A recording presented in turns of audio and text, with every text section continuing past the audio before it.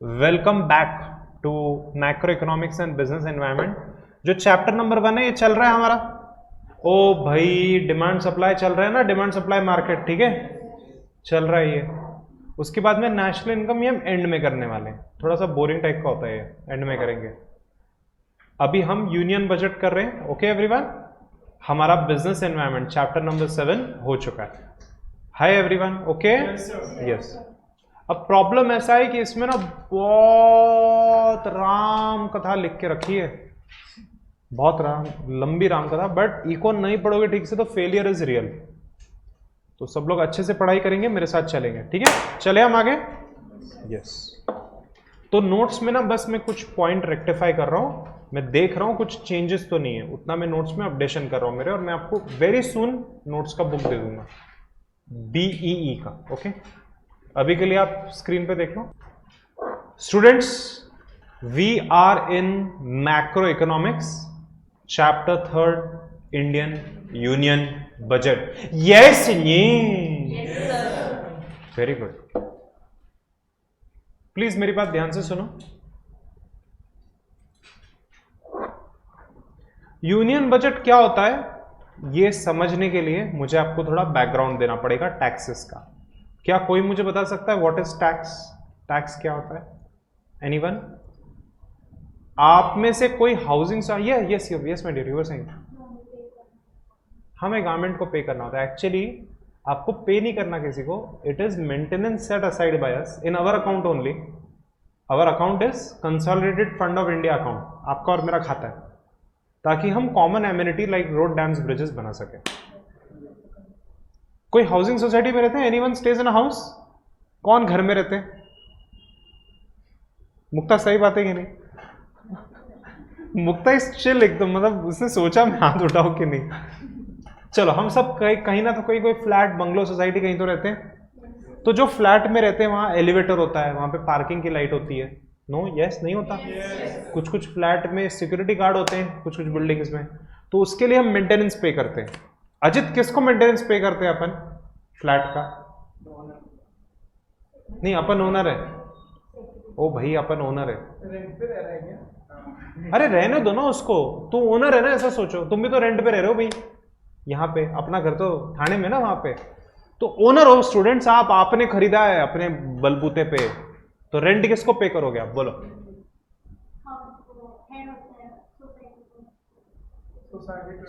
From amongst our selves, from amongst our selves we will elect a बकरा।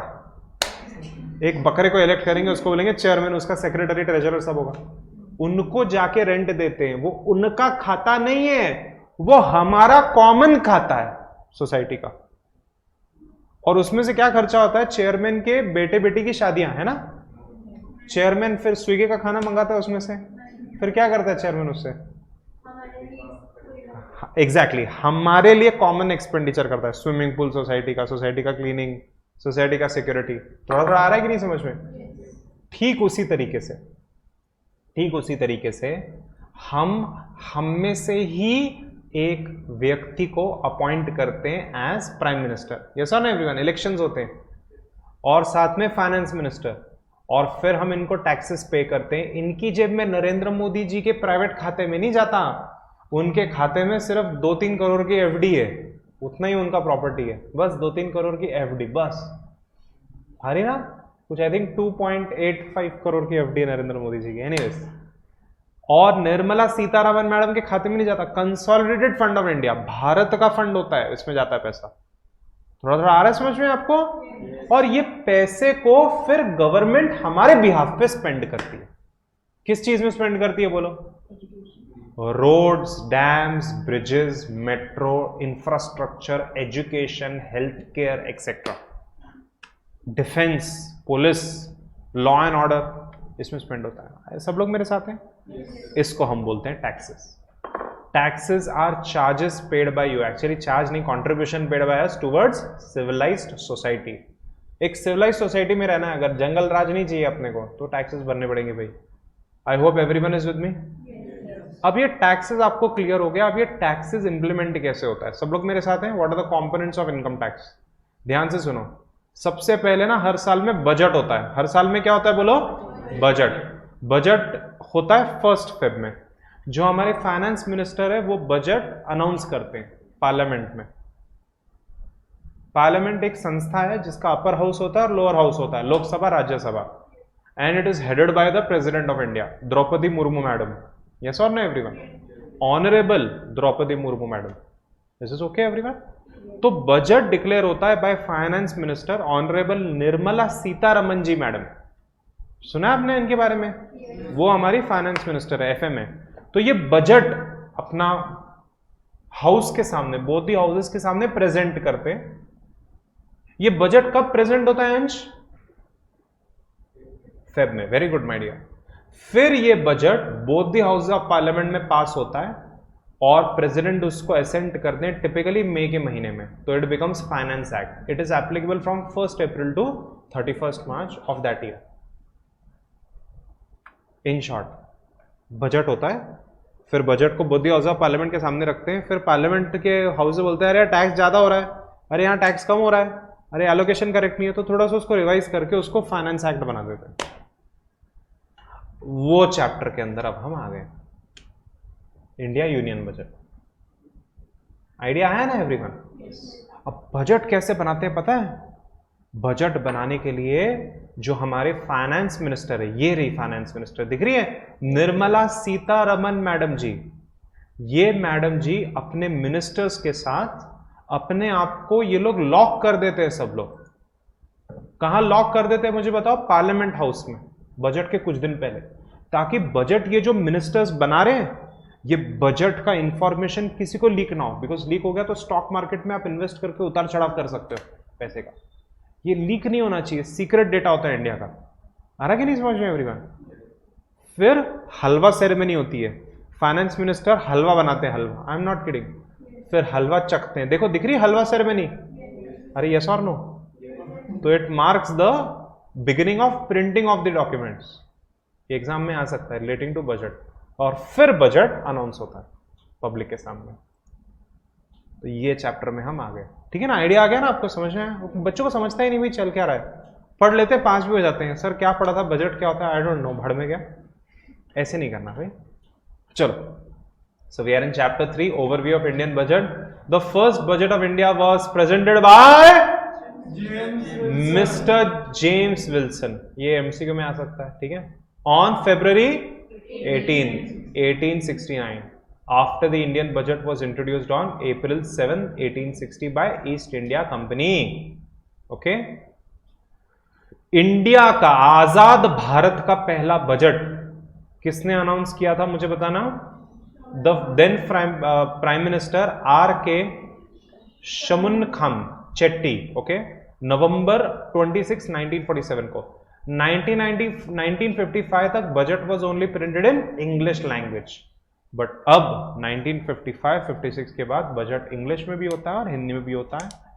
British era में budget present होता था 5 बजे, अब हम सुबह सुबह 11 बजे शुरू कर देते हैं।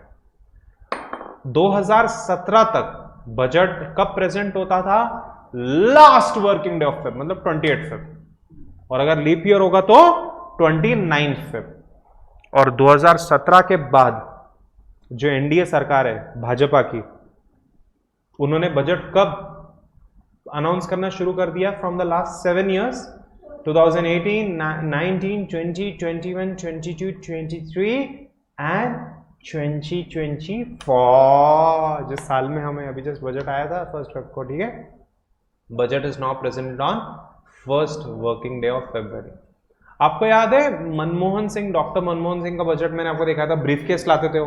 अब ब्रीफकेस को निर्मला सीतारमन मैडम जी ने बही खाता से रिप्लेस कर दिया, उसके ऊपर अशोक चक्र है, भारत का नेशनल एम्ब्लम, ठीक है? चले आगे एवरीवन। ये एक एक सेंटेंस जो मैंने आपको बताया, this can be an MCQ, ठीक है? ओके, चलो आगे चलो। KC Neogy and HN Bahuguna, ये 2 फाइनेंस मिनिस्टर थे जिन्होंने बजट नहीं प्रेजेंट किया। मैक्सिमम बजट ये श्री मोरारजी देसाई जी ने प्रेजेंट किया है 10 बजट्स तक। For the first time in 92 years, the union budget of 2017 was merged with the union budget and rail budget, which was usually presented separately. The late Mr. Arun Jaitley ji, सुना है आपने इनके बारे में? अरुण जेटली, ठीक है एवरीवन। और ये कौन है? Chartered accountant Piyush Goyal. मतलब करंट अफेयर का पेपर मैं नहीं तुम देने वाले हो भाई, इतने कच्चे हो ना तुम लोग। और तुम्हारे इंस्टीट्यूट ना करंट अफेयर के इजी क्वेश्चन डालती है, मैं तो डालू, मैं तो फोटो डाल दूं तुम्हें, वो मोबाइल तो अलाउड नहीं होता, फोटो डाल दूं, ये कौन है भाई, क्या करोगे उसका? हाँ, आजकल तो वैसे गूगल सर्च भी होती है, बट मोबाइल अलाउड नहीं है, याद रखना पेपर के टाइम पे। चलो, तो ये जेंटलमैन कौन है? Piyush Goyal. Steps involve in preparation of budget, circular forms and detail. सबसे पहले तो अगस्त सितंबर में बजट का काम शुरू हो जाता है, 6 months before the budget presentation. जो फाइनेंस मिनिस्ट्री है बजट सर्कुलर भेजती है कंटेनिंग स्केलेटन फॉर्म्स, मतलब ढांचा भेजते हैं ये लोग फॉर्म में, with necessary guideline to concern ministry and department. क्योंकि बजट मतलब कितना बजट का पैसे का एलोकेशन करना है कौन सा डिपार्टमेंट या मिनिस्ट्री को। तो आप डिमांड करो मुझसे, आई एम फाइनेंस मिनिस्टर, मुझसे पूछो कि मैडम हमें इतना फंड्स चाहिए, हमें इतना चाहिए, उतना चाहिए, तो देन वो हिसाब से मैं बजट प्रिपेयर करूंगी। निर्मला सीतारमन, यस और no everyone? These circulars are further distributed amongst dispersing and field officer who are tasked to provide the details about financial expenditure and receipt of respective department for current and past fiscal year। ठीक है, फिर data accumulate करते हैं। पहला step क्या हो गया? Circular form detail से इंफॉर्मेशन आ जाता है, फिर क्या कलेक्ट करते हैं बोलो? डेटा, डेटा एक्यूमुलेशन होता है। It is extremely important when it comes to budget making, ये ग्राउंड लेवल ऑफिसर्स आपको प्रोवाइड करते हैं, and it is scrutinized by top level officers of your department. After approval the data and estimate are sent to concern ministry where they are scrutinized again, then the data and estimate are sent to finance ministry. Budget composition, इसके बाद में हर aspect को आराम से ध्यान से analyse किया जाता है एंड रेवेन्यू एलोकेट की जाती है टू वेरियस एडमिनिस्ट्रेटिव मशीनरी। ये न्यू पब्लिक वेलफेयर स्कीम को डिवाइस करते हैं। ध्यान से सुनो, बच्चों की एजुकेशन में कितना पैसा जाएगा, ये टाइम, हाँ, भारत के डिफेंस में कितना पैसा जाएगा, एक्सपोर्ट इंपोर्ट मिनिस्ट्री को कितना पैसा देंगे, समझ में आ रहा है एवरीवन? बजट एलोकेशन होता है। In such scenario the finance ministry consults the, अगर डिस्प्यूट हो गया तो अबाउट एलोकेशन ऑफ रिसोर्सेज, बोलो कब? डिस्प्यूट हुआ तो फाइनेंस मिनिस्ट्री किसको कंसल्ट करती है? यूनियन कैबिनेट और द प्राइम मिनिस्टर। इनका डिसीजन फाइनल होता है after completing the allocation of resources for future expenditure. The finance ministry in association with the CBDT क्या है? Central Board of Direct Taxes, and the CBIC मतलब Central Board of Indirect Taxes and Custom। Indirect Tax में GST and Customs आता है। Everyone is with me? ये अपना report बनाते हैं एस्टिमेटेड रेवेन्यू का। ओए, गवर्नमेंट का मेन रेवेन्यू कहां से आता है? टैक्सेस से। बाड़न्नो विद्यार्थियों, छोटे छोटे शिशुओं, मुझे बताओ कहां से आते हैं पैसा? टैक्सेस से। दिखाओ तो आपको जरा, रुको। जीएसटी, इनकम टैक्स, ठीक है।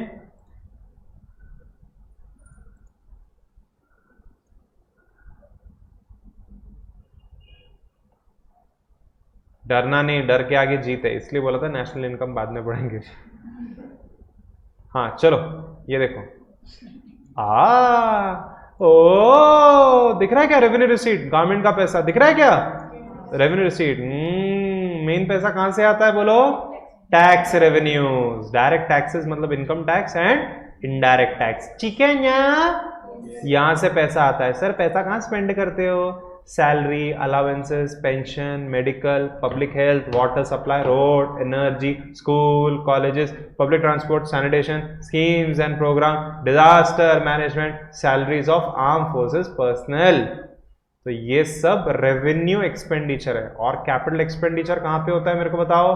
Roads, dams, bridges, metro, airport, port, railway, energy, utility, education, health care, social, यहां पे खर्चा होता है। ये बजटिंग होती है। ठीक है ना एवरीवन, थोड़ा थोड़ा ओके ओके आ रहा है समझ में? चलो अब मैं आगे चला गया। Budget paper printing. Budget paper printing is marked by the customary ceremony of halwa. Halwa बनाया जाता है at North Block in Delhi. This ceremony is performed as part of Indian tradition. कुछ मीठा हो जाए। अरे यस और नो? शुभ कार्य शुरू करने से पहले the finance minister presides over the ceremony. The FM along with other officials and staff involved in budget making process eat halwa. ये मैं नहीं, आपका मॉड्यूल बोल रहा है। And post completion of halwa they descend into north block basement. ये basement में lock हो जाते हैं, आइसोलेशन हो जाता है उनका, लॉकडाउन आया समझ में? This is done to ensure secrecy. Laptop mobile phone सब बंद। फ्यू डेज में होता है, कुछ दिन के लिए होता है। अपने परिवार से दूर, किसी से नहीं मिल सकते, हाय हेलो भी नहीं, कुछ नहीं। आया समझ में? बजट प्रेजेंटेशन, उसके बाद में अल्टीमेटली क्या हो जाता है? बजट प्रेजेंट होता है। The last step is budget presentation. The union budget is presented in the parliament bye finance minister. आपको ऑलरेडी पता है, और ये 1 फेब को आजकल हम कर रहे हैं प्रेजेंटेशन। इन इलेक्शन ईयर इंटरिम बजट भी बनता है and it is prepared and presented before the election. जैसे इलेक्शन खत्म हो जाती है और नई गवर्नमेंट सत्ता में आती है, बजट इज प्रेजेंटेड अगेन। तो इलेक्शन ईयर में 2 बार बजट होते हैं। क्या फर्क है? फिर से वही सरकार आने वाली है। सही बात है कि नहीं एवरीवन? चलो, नहीं मैं क्या बोलता हूँ, सरकार वही आ जाए, थोड़ी स्टेबिलिटी हो, नो प्रॉब्लम। बट एक अच्छा ऑपोजिशन होना चाहिए ना, टक्कर वाला ऑपोजिशन, कि ऑपोजिशन गवर्नमेंट को चेक में रखे कि तुम क्या बकवास कर रहे हो, ध्यान दो थोड़ा डेवलपमेंट के ऊपर, ये बातें क्यों हो रही है, वो बातें क्यों हो रही है। ठीक है, सब जगह पे डेवलपमेंट करो, हेल्थ केयर दो लोगों को अच्छा, टैक्सेस थोड़े कम करो, है ना। चलो, a vote on account of interim budget is an estimate of expenditure and receipt for next 2 to 4 months। तो मुझे बताना कि इलेक्शन ईयर में क्या होता है, इलेक्शन से पहले कौन सा बजट होता है? इंटरिम बजट, मतलब मध्यम बजट। समझ रहा है क्या? इलेक्शन के पहले कच्चा बजट होता है। कैसा बजट होता है प्रीति? कच्चा, इंटरिम बजट। और फिर इलेक्शन के बाद स्टूडेंट्स कैसा होता है? मुक्ता, कैसा बजट होता है? Final budget. ठीक है ना एवरीवन? ओके ना? सोना नहीं है, सोने के लिए नहीं बुलाया मैंने। और इलेक्शन होने के बाद फाइनल बजट होता है। Are you with me? This year union budget is set to go digital. ये 2 साल पहले की बात है। Rather than handing out printed copy of the budget, the soft copy will be provided to everyone amid the ongoing pandemic. Sir pandemic हो गए 3 साल हो गए, बट मॉड्यूल वहां का वहीं रह गया अपना। ये अपने लेटेस्ट मॉड्यूल के शब्द हैं। ठीक है, ओके। चलो, key terminologies and heads covered under the budget. अच्छा students, last time we have studied union budget, और यूनियन बजट के कुछ टर्म्स हमने पढ़े थे। Don't worry, I will give you print out of these notes only, then इसका test होगा।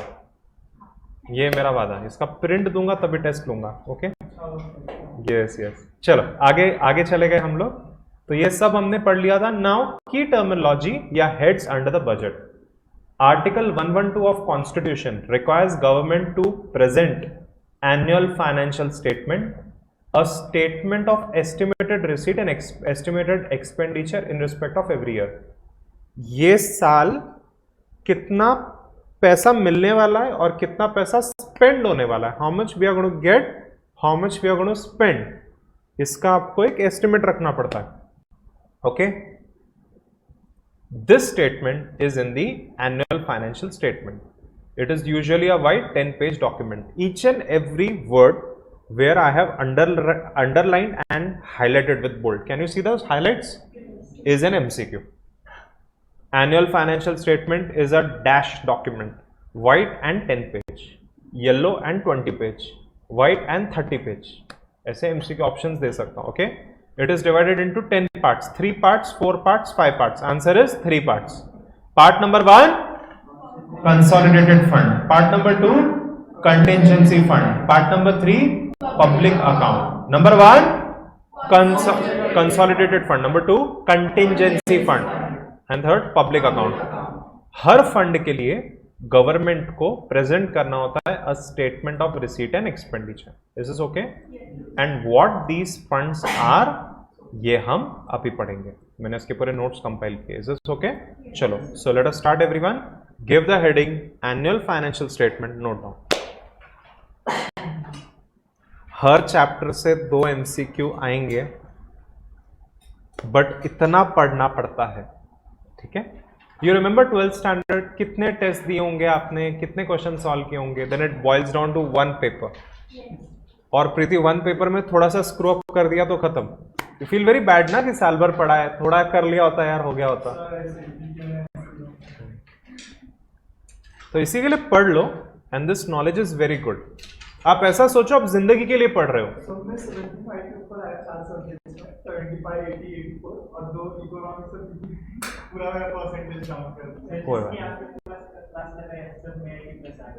अरे very good, very good, thank you Ajit. मैं तुम्हारा इंटरव्यू लेके पोस्ट करूंगा ऑनलाइन। Good good. वही क्लास में क्या होता है, we are force to study, ये एक बहुत अच्छा एडवांटेज होता है। और थोड़ा प्रेशर होता है, नहीं आए तो फिर मैं सुरेंद्र से हम बोलते हैं क्यों नहीं आ रहे।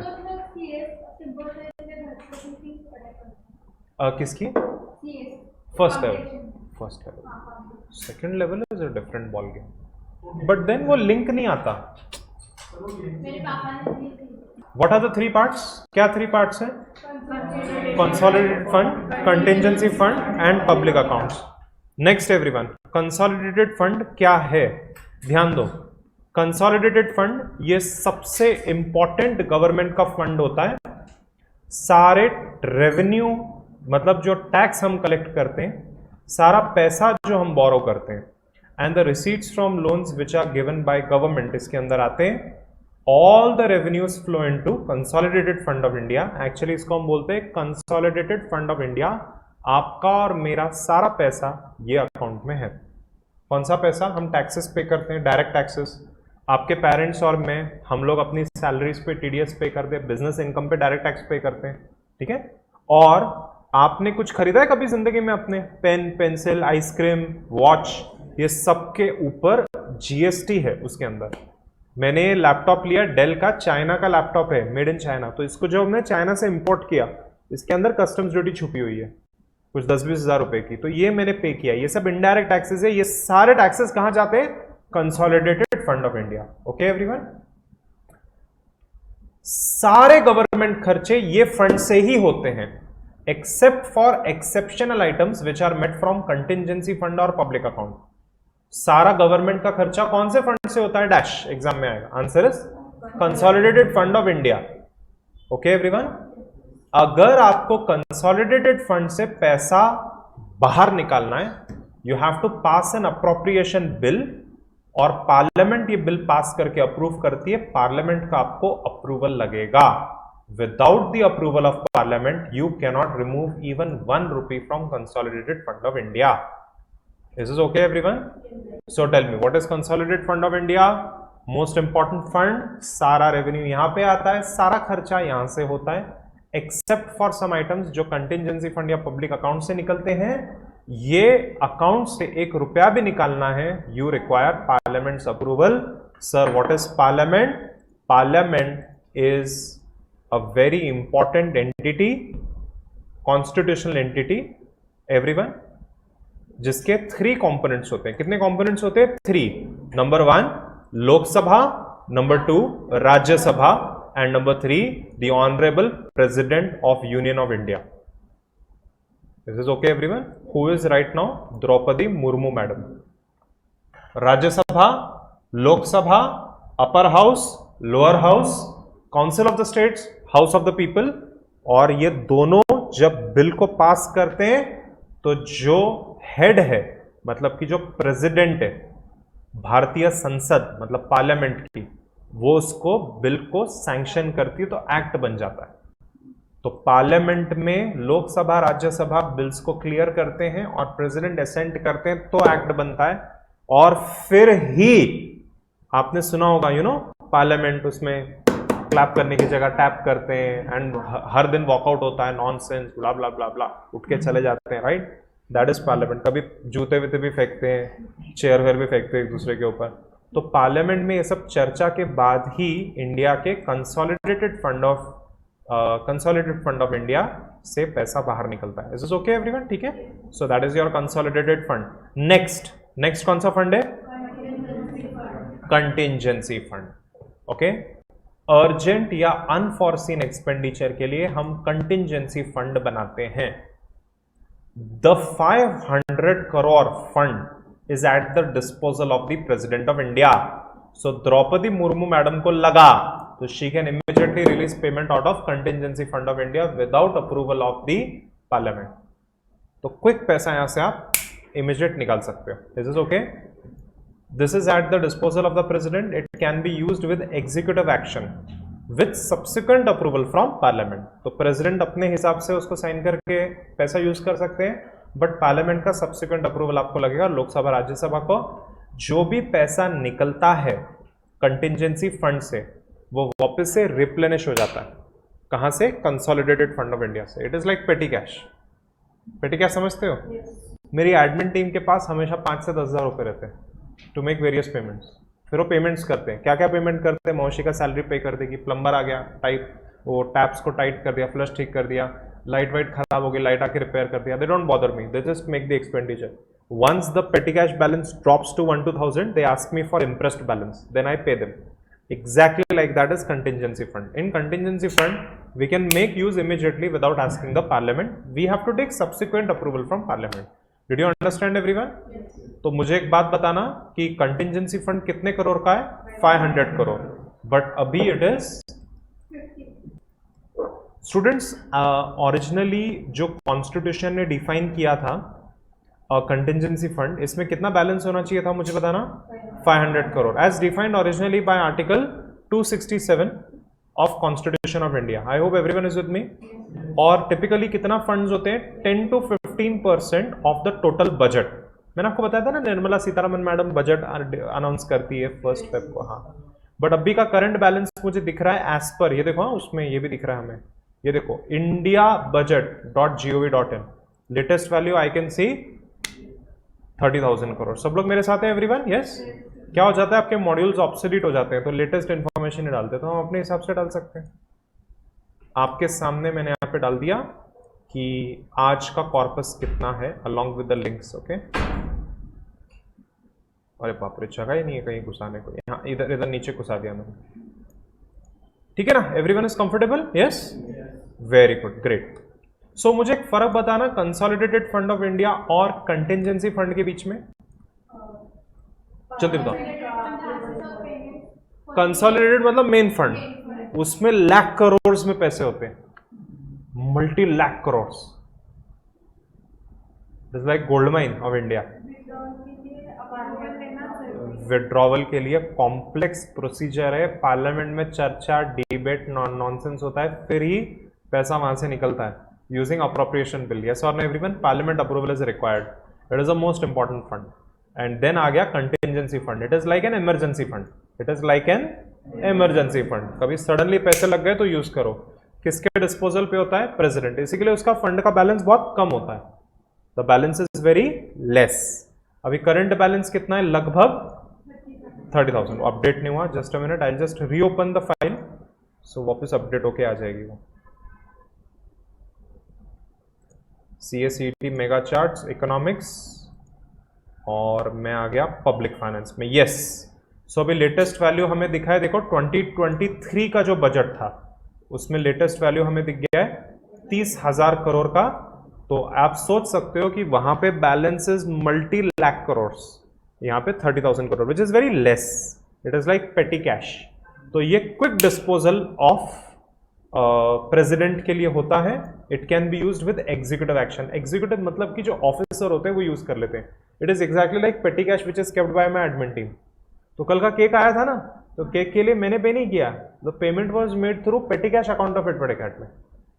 आया समझ में? तो ये जो सारे छोटे मोटे पेमेंट्स हैं वो एडवर्ड अकेडमी के एडमिन टीम कर देती है.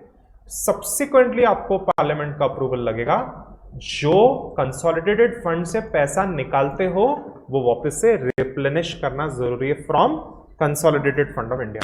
कंटिंजेंसी फंड जो खाली होता है उसमें कंसोलिडेटेड फंड से पैसा आता है. आया समझ में? तुम्हारा पैसा खत्म हो गया तो किससे आएगा? मम्मी पापा, बरोबर ना? Same thing. I hope everyone is with me. The last one is public account. Everyone, public account में जो पैसा है वो गवर्नमेंट का नहीं है। मुझे जरा अपना कैश दो, अपना कैश दो मुझे, निकालो ना कैश, कैश निकालो दो। अच्छा मोबाइल किधर है तुम्हारे? टोकरी में आपने मोबाइल फोन, हाँ वो बास्केट, आपने बास्केट में मोबाइल फोन रखा है, तो मेरा हो गया क्या? एडवर्ड अकेडमी का हो गया? नहीं, exactly I am having custody of those mobile phone as a trustee. कभी स्विमिंग की है क्या? ए भाई एक मिनट, हाँ ये ले मेरा चश्मा, ये ले मेरा मोबाइल फोन, ये ले मेरा कैश, मेरा वॉलेट, चल फिर बीच में जाके डुबकी लगाते हो। Yes or no? So your friend becomes owner of your wallet and mobile phone? No, the friend becomes trustee. You understood the concept? Sometimes we give our monies. Yes, yes, absolutely. Sometimes, कभी कभी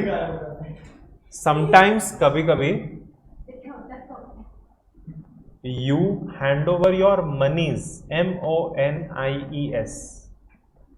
It is a proper commercial term. आपको लग रहा होगा grammatical mistake कर रहा हूँ मैं। Monies, you hand over your monies and funds to someone else as a trustee.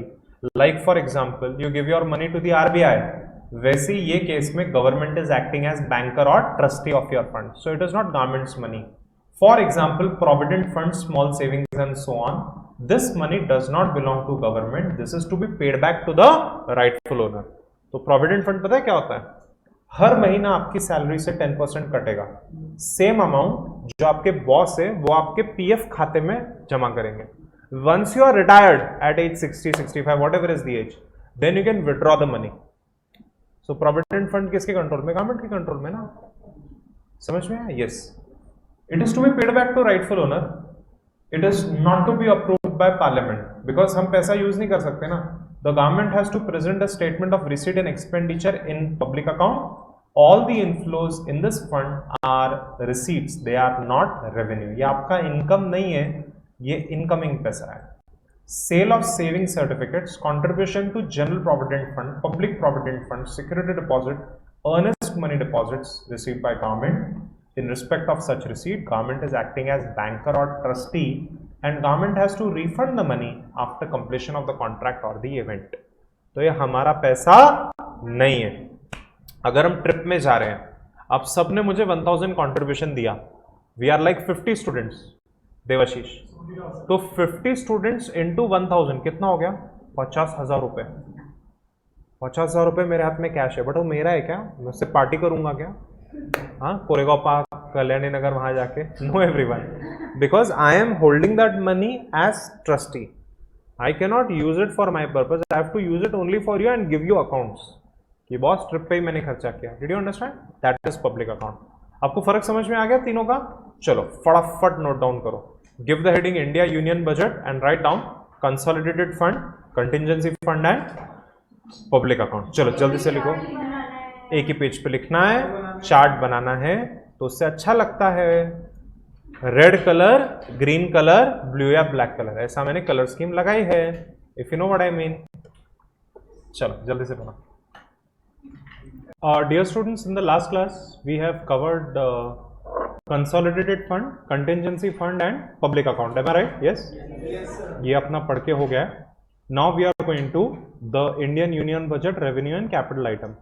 कोई मुझे बता सकता है what is the meaning of revenue item? मतलब day to day. Revenue item मतलब डे टू डे। इसको रेवेन्यू क्यों बोलते हैं? क्योंकि रेवेन्यू स्टेटमेंट में आते हैं। रेवेन्यू स्टेटमेंट मतलब P&L, profit and loss account. Okay everyone, what are revenue item? Day to day items of income and expenditure which are recurring in nature, मतलब they occur again and again। और revenue का उल्टा क्या होता है? capital items। capital items they are one time item, they do not recur frequently, they are irregular item like purchasing or developing infrastructure projects by government। this is okay everyone? ठीक है। revenue के अंदर revenue receipts भी हो सकती है, revenue expenditure भी हो सकते हैं। कैपिटल में कैपिटल रिसीट्स भी हो सकती है और कैपिटल एक्सपेंडिचर भी हो सकते हैं। रख दो ना उसको, ठीक है? ओके। सो रेवेन्यू में रेवेन्यू रिसीट, रेवेन्यू एक्सपेंडिचर, और कैपिटल में कैपिटल रिसीट और capital expenditure. Now everyone, what are revenue receipt? Can anyone tell me what are revenue receipt? These are government receipt which neither create liability or reduce asset. तो technically नहीं पढ़ेंगे, एकदम easy में पढ़ेंगे. Revenue receipt मतलब day to day government income. Day to day government income. क्या आप मुझे एग्जांपल दे सकते हो कि day to day government income कहां से आता है? Fines penalty, very good. सबसे पहला टैक्स है, वेरी गुड. सबसे पहला tax, direct tax and indirect tax. आपको पता है कितना direct tax indirect tax collection है? इनडायरेक्ट टैक्स कलेक्शन इज लगभग 1.65 लाख करोड़ पर मंथ लगभग. और डायरेक्ट टैक्स से हल्का सा कम है बस. अब ह्यूज फंड्स आ रहे हैं. Are you with me everyone? Yes, sir. So these are revenue receipts. These are proceeds of tax, interest, dividend, cess and other receipt by the government. These are current income receipt from government from all the sources. The government revenue is the means for government expenditure. Government expenditure में day to day sanitation, health का payment करना, police force, army, defense forces का payment करना, वो सब आता है. Okay? In the same way, as production is means for consumption, government expenditure का source is government revenue. मुझे बताना government revenue के क्या दो main head है. Number 1 taxes. टैक्सेस में डायरेक्ट इनडायरेक्ट टैक्सेस आते हैं, मतलब जीएसटी, कस्टम्स. और नॉन टैक्स रेवेन्यू में फीस आती है, जैसे registration fee, education fees, public goods and services जैसे कि railway, post, BSNL, fines and penalty, gifts, grants and donation. Example PM cares fund. This is okay everyone? बहुत very easy to understand. ये कुछ 11वीं 9वीं में बताते हैं बच्चों को. Doubts? Very easy. Day to day income ये बहुत जरूरी है गवर्नमेंट के लिए. ये डे टू डे इनकम नहीं है तो देश चलाने में बहुत दिक्कत आएगी. अब इसका उल्टा पढ़ेंगे. अब हम पढ़ेंगे revenue expenditure. So what are revenue expenditure? They are day to day expenditure. Technical definition चाहिए तो रेवेन्यू एक्सपेंडिचर ये वो खर्चा है जिससे एसेट क्रिएट नहीं होता. मतलब आप स्पेंड करते हो और पैसा खत्म हो जाता है बट एसेट क्रिएट नहीं होता. जैसे लैंड बिल्डिंग या ब्रिज, टनल क्रिएट नहीं होता. इससे लाइबिलिटी भी रिड्यूस नहीं होती. These are regular and recurring in nature. Administrative cost of government, salary, allowance, pension of government employ, medical, public health services, COVID vaccination, water supply, roads, energy, school, college, public transport, sanitation, schemes and program, disaster management, salary of arm forces personal. तो ये जो सारे आपको खर्चे दिख रहे हैं ये हमारे day to day revenue expenditure है देश को चलाने के. This is okay everyone? Very good. अब हम अगले जगह पे आ गए. बोलो अब हम कहां पे आ गए? Capital item. सबसे पहले कैपिटल रिसीट. जब भी आप उधार लेते हो, क्या करते हो? उधार लेते हो या एसेट बेचते हो. सो कैपिटल रिसीट मतलब either you create liability, means you take loan, और you sell the capital assets. That is capital receipt. Capital receipt are one time receipt. When government raises fund either by incurring liability or by disposing of asset, मतलब selling the asset. How does government sell the asset? Disinvestment. LIC को लोगों को बेच दिया. Disinvestment everyone. Privatization सुना है क्या आपने कभी? गवर्नमेंट एंटिटी को लोगों को बेच देगी गवर्नमेंट, तो गवर्नमेंट को पैसे आ जाते हैं. बट गवर्नमेंट क्या लूज करता है? कंपनीज लूज करता है, एसेट्स लूज करता है. थोड़ा थोड़ा आ रहा है समझ में everyone? Example of capital receipt which create liability are borrowing and the raising of funds from public provident fund, small savings. Capital receipt which reduce the asset are disinvestment and recovery of loan. Okay, everyone, मोटा मोटा बोलता हूं, क्या revenue expenditure अच्छी चीज है? No. वो पैसा उड़ जाता है और उससे ज्यादा भला भी नहीं होता लोगों का. Hi everyone. रोड है, रोड पे झाड़ू मारा अगर आज गवर्नमेंट ने, या तो पोल्यूशन बहुत हो गया तो गवर्नमेंट ने पूरा पानी स्प्रे किया ताकि पोल्यूशन दब जाए.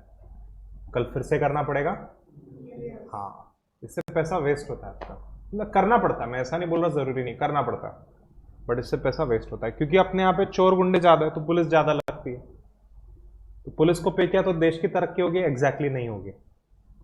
थोड़ा सा डेफिनेटली फायदा होता है, अपने को सेफ्टी मिलती है, बट तरक्की नहीं होती.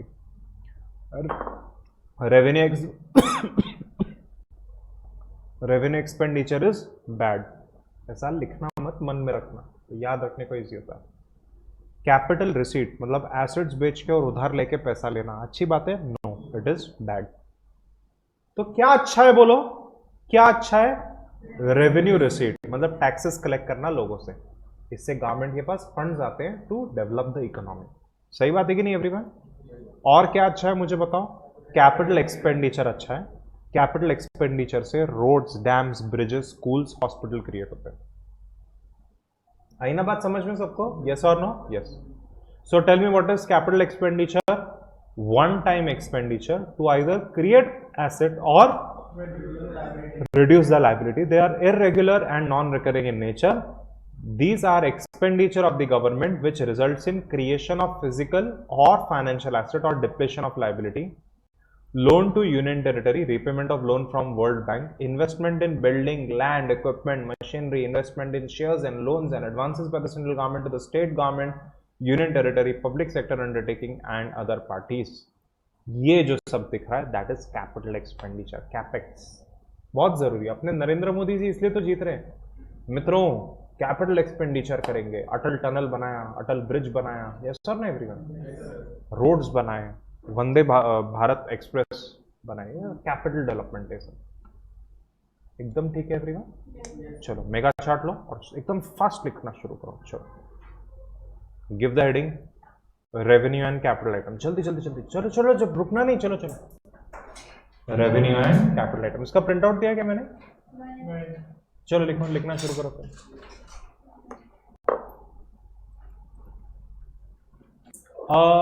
एवरीवन, ये जो मैंने चार्ट सिखाया है ये फॉलो करो। इसके अलावा कुछ कुछ चीजें आपके मॉड्यूल में दी है, वो नहीं पढ़ा तो भी चलेगा। ओके, फिस्कल डेफिसिट पढ़ना है हमें। Come to a fresh brand new page, give the heading fiscal deficit. हाँ प्रिंट दिया ना अभी इतना निकाल के, हेडिंग लिख दिया ना। अभी आपको याद रहेगा कि मुझे चार्ट खत्म करना है। अब चार्ट खत्म करके उसको स्टेपल कर दो नोट्स में। मैं एक बात बोलूं क्या, एक डब्बा कैरी करो आप, गोल डब्बा होता है उसके अंदर चार्ट डाल देंगे। इंजीनियरिंग वाले कैरी करते हैं ना। Students, we are in fiscal deficit ना, नया ओके ना स्टूडेंट? फिस्कल डेफिसिट मतलब कि जो हमारा बजट होता है ना, बजट गवर्नमेंट का, वो नेगेटिव चला जाता है। हम खर्चा ज्यादा करते हैं और आमदनी, इनकम कम आती है। इज इट गुड और बैड? क्या फिस्कल डेफिसिट होना चाहिए? Yes yes yes. चलो मैं आपको एक सिनेरियो बोलता हूं, आप मुझे बताना अच्छा है बुरा।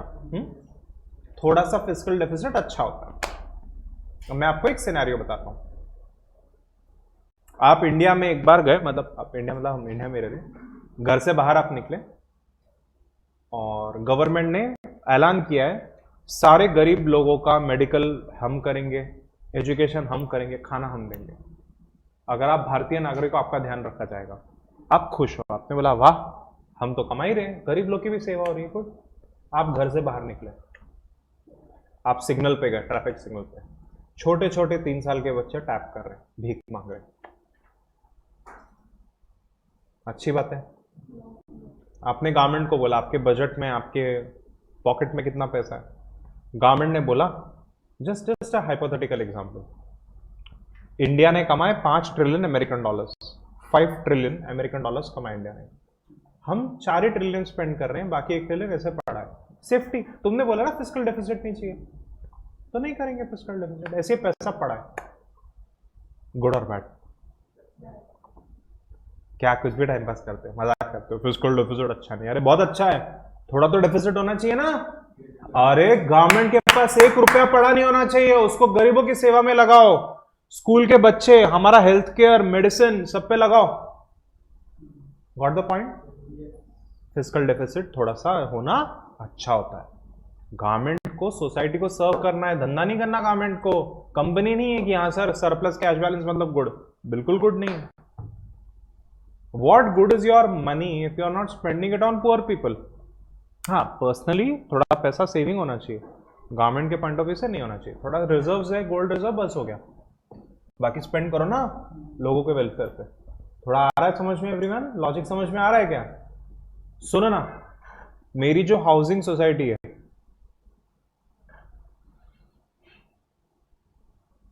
उसके कॉर्पस में 1.5 करोड़ है लगभग, ऐसा मुझे मालूम पड़ा, 1.5 करोड़। और जो बच्चों का खेलने का एरिया था, छोटे बच्चों का, उधर उन्होंने वो ग्रे कलर के स्टोन्स डाले हुए हैं, सीसॉ टूटा, स्विंग टूटा, स्लाइड टूटा, और वहाँ पे कैट्स और डॉग्स आके 2 नंबर करके जाते हैं। और कितना है सोसाइटी के कॉर्पस में? 1.5। गुड और bad? Thank you. Did you understand the point? अरे वो पैसा काय का जो यूज ही नहीं हो रहा ना, these are not personal finance, this is India. Cool, are you able to understand what I am saying? हाँ, अभी उन्होंने झूले वूले लगाए हैं, थोड़ा ठीक है मतलब, बट गलत बात है ना। और इन्वेस्ट करो, उसको अच्छा करो, प्लेग्राउंड बना दो, उधर घास वास डाल दो थोड़ी, क्या होता है, क्या फर्क पड़ता है? 1 करोड़ 1.5 करोड़ बैठा है आपके पास, 5-10 लाख नहीं खर्च कर सकते, उसी के लिए तो है ना पैसे। एग्जैक्टली। थोड़ा लॉजिक आ रहा है समझ में एवरीवन? याद रखना, फिस्कल डेफिसिट मतलब expenses are more, revenue slightly less, but that is good. आपको याद है लेट ग्रेट महालनोबिस इकोनॉमिस्ट थे, उन्होंने क्या बोला था? उधार लो बट उससे कैपिटल बनाओ, उससे मशीन्स बनाओ, उससे रोड्स, डैम्स, ब्रिजेस बनाओ, इससे देश की तरक्की होगी। एकदम सही बोला था। ओके एवरीवन, ठीक है? A fiscal deficit is shortfall in government's income compared with spending. If the government has fiscal deficit, it is spending beyond its means, which is good. तो अगर मान लो मैं आज अनाथ आश्रम में गया और अनाथ आश्रम वालों ने बोला हमें पैसे की जरूरत है, डोनेट करो, तो मैंने डोनेट किया 10,000 क्योंकि मेरे पास 10,000 ही है। On the other hand, if I tell my 10 rich friends कि आप 10 लाख डोनेट करो, फायदा हुआ कि नहीं अनाथ आश्रम का? तो अपने पास नहीं है तो क्या हुआ? अपन उधार लेके और फंडिंग कर सकते हैं, वो करने की, बट प्रोडक्टिव चीजों में। ऐसा नहीं कि पैसा लेके पार्टी कर रहे हैं। उधार लेके गोल्ड, म्यूचुअल फंड, घर खरीदा, गुड, यस। उधार लेके पार्टी किया, बैड। फर्क समझो, फर्क समझो। Some loan is good, developmental loan is good. आ रहा ना समझ में everyone? A fiscal deficit is calculated as a percentage of gross domestic product. Gross domestic product विद्यार्थियों या GDP मतलब कि क्या पता है आपको? It is the total national income that we are earning in India. It is the sum total of all goods and services produced by Indians during an accounting year. Is this okay everyone? Yes. Or you can compute it as total amount rupees spent in excess of income. In either case, the income figure includes taxes and other revenue. It excludes money borrowed to make up for the shortfall. In other words, fiscal deficit is the difference between total income and total expenditure. Absolutely okay. घर पे लिख के ले लोगे ना ये? पूरा लिख के ले लो ये। Fiscal deficit मतलब गवर्नमेंट ज्यादा खर्चा कर रही है as compared to income. The difference is calculated in absolute term मतलब amount rupees में, also as a percentage of GDP of the economy. A recurring high fiscal deficit means government is spending beyond its means. क्या है consequences high fiscal deficit के, बताओ मुझे। Debt trap में, उधार में जा सकते हो, उधार के चक्रव्यूह में जा सकते हो आप, बिकॉज उधारू है हमने उधार लिया है और उधार नहीं रेपे कर पा रहे, इसके लिए और उधार लिया है, क्योंकि और उधार लिया तो हम और उधार में जाएंगे। डेट ट्रैप होता है। You take loan from China and then to pay China you take loan from America, then to repay the loan from America you take loan from Russia. That is debt trap. Inflation होता है क्योंकि economy में बहुत ज्यादा पैसा आ जाता है। Foreign dependence, country के आगे हाथ फैला के भीख मांगनी पड़ती है। Hardening of interest rate, interest rate थोड़ा रिजिड हो जाता है। डिस्कॉर्सिंग इन फॉरेन इन्वेस्टमेंट, जो फॉरेन इन्वेस्टमेंट आता है लोग प्रेफर नहीं करते आपकी कंट्री, बिकॉज आपकी कंट्री गिर रही है, डूब रही है। Decrease in spending on health and expenditure, दिन भर इंटरेस्ट ही पे करते रहते हो, तो जो एक्चुअल खर्चा है जिससे देश का भला होगा वो आप कर ही नहीं पाते। थोड़ा फिस्कल डेफिसिट इज गुड, ज्यादा फिस्कल डेफिसिट नहीं होना चाहिए। एब्सोल्युटली ओके एवरीवन, ठीक है? The government describe fiscal deficit as excess of total disbursement from the consolidated fund of India excluding the repayment of debt over total receipt into the fund, excluding the debt receipt during financial year. The elements of fiscal deficit are number 1, revenue deficit. Revenue deficit मतलब कि the difference between government's current और revenue expenditure and total current receipt, that is excluding borrowing. Capital deficit. In order to have a proper understanding on fiscal deficit, it is essential to have fair idea of government's total income and receipt. एक बात बोलूं क्या, थोड़ा ज्यादा extra है ये, ज्यादा questions भी नहीं आते और पढ़ पढ़ के आप कितना याद रखोगे, एक लिमिटेशन है उसमें. तो रीड करके छोड़ा तो भी चलेगा। फिस्कल डेफिसिट आ गया ना समझ में, खर्चा ज्यादा इनकम कम है तो उधार लेना पड़ता है। ओके ठीक है, यहां पे देखो उन्होंने क्या क्या दिया है, revenue receipt, non tax revenue, मैंने पढ़ा दिया आपको ऑलरेडी, चार्ट में हो गया अपना। एक्सपेंडिचर ऑफ द गवर्नमेंट दिया, fiscal deficit is equal to total खर्चा of the government, capital B और revenue B minus total income of the government, revenue receipt plus recovery of loan and other receipt. Okay बस इतना बस हो गया, इतना बस हो गया। एक लेटेस्ट फिगर मुझे दिखा था FY23 का, उसमें हमारा अभी का फिस्कल डेफिसिट कितना है बताओ, 17.33 लाख करोड़ या तो 6.4% ऑफ जीडीपी। यहां पे एक जीडीपी का चार्ट था, आई जस्ट शो यू। हाँ ओ दिख रहा है फिस्कल डेफिसिट कितना है, 4.6 था पहले, फिर 4.1 हुआ, फिर 3.9, फिर यहां थोड़ा खराब हो गया। कोविड पेंडेमिक में कितना हो गया, 9.5%, मतलब उतना हम खर्चा कर रहे हैं, but it is okay, it was exceptional year ना। और अभी का करंट कितना है, 2023 का budgeted estimate 6.4। Is this okay everyone? अभी का अगर आप लेटेस्ट देखोगे फिस्कल डेफिसिट, तो फिस्कल डेफिसिट कितना है, प्रोजेक्ट किया है हमने 6.8 और अभी रिवाइज किया उसको 6.9। ओके एवरीवन ठीक है। It is heartening to note yes that tax collection are able to meet the target. Tax collection अपना बहुत ऑसम हो रहा है, बहुत हाई टैक्स कलेक्शन हो रहा है। ओके डियर स्टूडेंट्स, ये जो है ना प्राइमरी डेफिसिट और रेवेन्यू डेफिसिट और ये सब, ये आपको अगर रीड करना है तो आप रीड कर दो, दिस इज टू मच, इतना पढ़ने की जरूरत नहीं है। ओके आप रीड करके फॉर्मूला अगर आपको चाहिए तो आप लिख के ले लो। एकदम ऑनेस्टली मैं बताता हूँ, मैं सिखा दूँ आपको, बट इतना नहीं तो याद रहता है, नहीं तो इतना एग्जाम में आता है। ठीक है एवरीवन? ओके ये रीड कर लो एक बार, कुछ अभी पढ़ने की जरूरत नहीं है। फिस्कल डेफिसिट क्या होता है वो पढ़ लिया, बहुत हो गया। Okay are you comfortable? Yes. So tomorrow we will go to Indian financial market. इसमें भी अनफॉर्चुनेटली मैंने बहुत नोट्स डाले, जितना दिया है मॉड्यूल में उससे बहुत ज्यादा मैंने डाला। We will try to go fast, थोड़ा फास्ट चलते हैं अभी।